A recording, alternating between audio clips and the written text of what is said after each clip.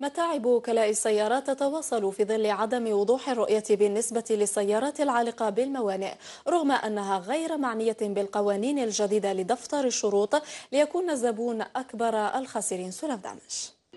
تقليص عدد السيارات المستوردة والرفع من قيمة الضريبة على السيارات الجديدة وبنود دفتر الشروط الجديد لوكلاء السيارات معطيات انعكست على أسعار السيارات الجديدة أو المستعملة، حيث يشهد سوق السيارات ركودا غير مسبوقة.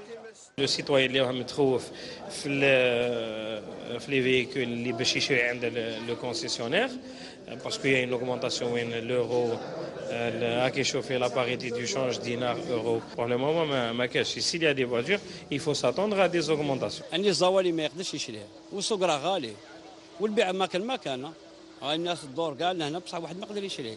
وما زاد من متاعب هذا السوق هو أن السيارات الجديدة المستوردة قبل 2015 غير معنية بالقوانين الجديدة لدفتر الشروط المنظم لعمل وكالات السيارات في قانون المالية التكميلية، إلا أن آلاف السيارات تظل عالقة رغم وعود الحكومة، وضع كبد وكلاء السيارات خسائر كبيرة. Concernant les véhicules qui sont là au port, est-ce qu'on doit faire l'objet d'une homologation ou pas? Il y a toujours une incompréhension في هذا المجال هذا، ونطلبوا توضيحات ان شاء الله من السلطات باش يوضحوا لنا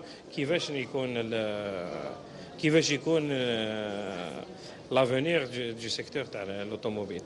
On a entendu parler des licences d'importation, sur la licence d'importation, sur quelle base, كيفاش نديرو باش نوجدوا حنا. دوموندي كاروسا 2013 خرجت 2015.